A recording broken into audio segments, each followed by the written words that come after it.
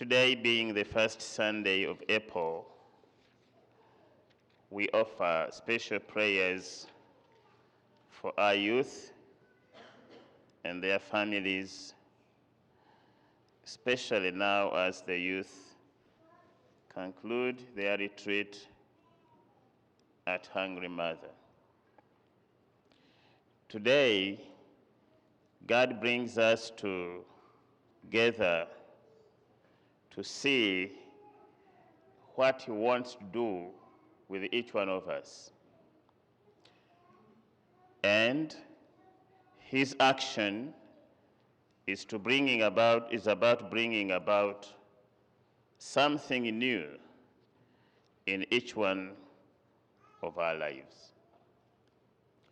Israel, as we have heard in the first reading, was going through a tough time of humiliation, distress, pain, and torture in the Babylonian exile. And the taskmasters made it worse for them. They kept them all day under the burning sun without food and water, and they became very thirsty, very unsympathetic. And at some point, these people began thinking about the past, wondering whether the God who had liberated their forefathers was asleep. They asked where the great works He had done of liberating Israel out of Egypt had ended. And so in this situation of perplexity, the prophet Isaiah was sent by God to tell his people that still God is the answer in their difficult situation.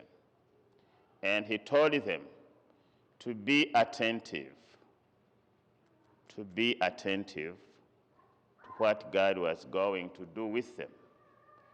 And God was going to make something new for them. And this has been also exemplified in the psalm. Tongues will sing for rejoicing. People will be gladdened. There will be no more tears. And there will be reaping with rejoicing. And people will be carrying their sheaves. All these are images of the action of God that was going to bring in something new in the life of Israel, freeing them from slavery, returning them back to Jerusalem, making their journey an easy one, creating rivers in the desert, feeding them, and creating a pathway for them to travel on. All these are actions of God that bring about something new in the life of Israel. So Isaiah is telling them, forget the past. Let the past be past, and the future be the future. And all this is in God. Even as I speak now, God is asking us to let the past be past and let the future be the future. We are preparing to have our reconciliation service this Tuesday. I think these words will be more meaningful on that day when we let the past be the past and the future be the future. God, as He invited Israel to pay attention to the new things He was doing, God is saying the same to us today, that let the past that is full of regret go,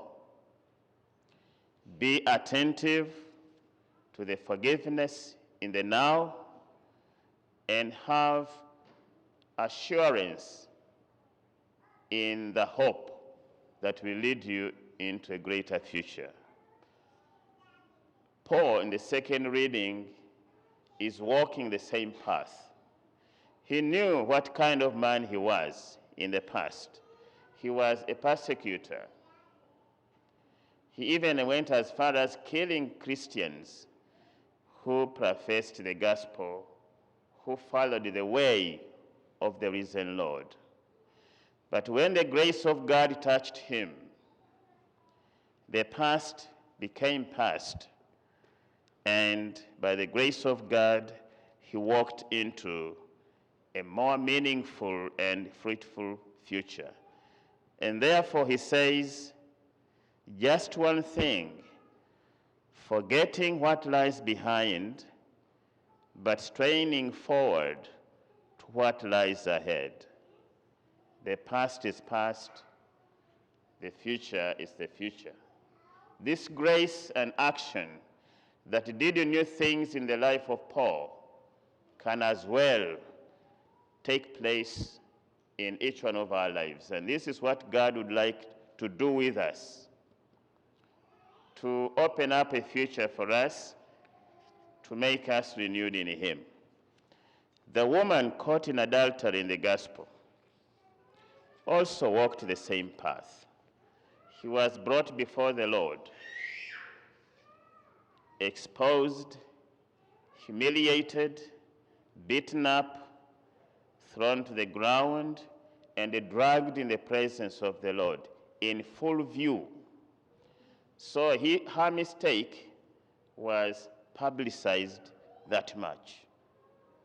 And they passed a verdict that she should be stoned to death, and put pressure on Jesus to support what they were saying. And they were aiming at putting Jesus in trouble as well. If he said, stone her to death, he would be in trouble with the Roman government that only had the power to pass such sentence. If he said, set her free, he would be seen as a promoter of immorality, working against the law of Moses. So Jesus began writing on the ground, and by his writing, his finger was searching the hearts of those who are pointing an accusing finger to that miserable lady. And at that he said, let one of you who has no sin be the first to throw a stone at her. Would we have survived that one? We here present? Would we have survived that one? Maybe we carry stones that we throw at others in various ways. Those ways I won't go into.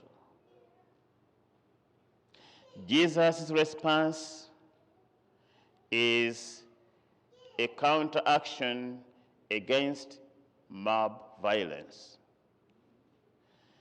Jesus cannot allow sinners to pass sentence against a fellow sinner. Jesus cannot allow lawbreakers to punish another lawbreaker. Violence cannot solve violence. Instead, violence is solved by nonviolence. This is the logic of the Lord. I wish we learn this. Violence is solved by nonviolence. And this is how a Christian disempowers sin.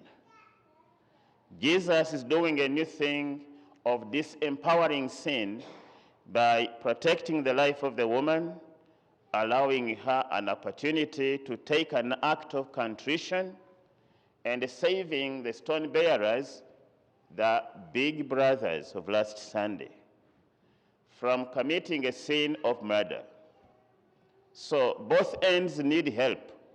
That's why he writes on the ground.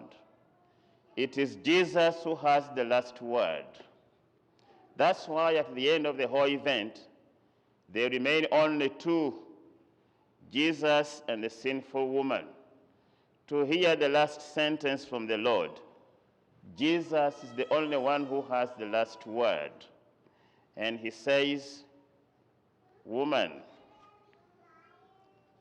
go, do not sin anymore. Go and do not sin anymore." His last word is the word that carves newness and brings about love, compassion, and forgiveness. His word has power to change condemnation into salvation. His word has power to change wrath into mercy and compassion. Jesus' word has power to change shame into restoration of dignity. His word has power to turn accusation into reconciliation. His power changes rejection into acceptance, and his word has power to change a death sentence to life. Let us follow this path, which only Christ can make. And this is the path that makes the past past and the future the future. And this is how God does new things in our life. And this is exactly what God would like to do with us this Lent. The Lord be with you.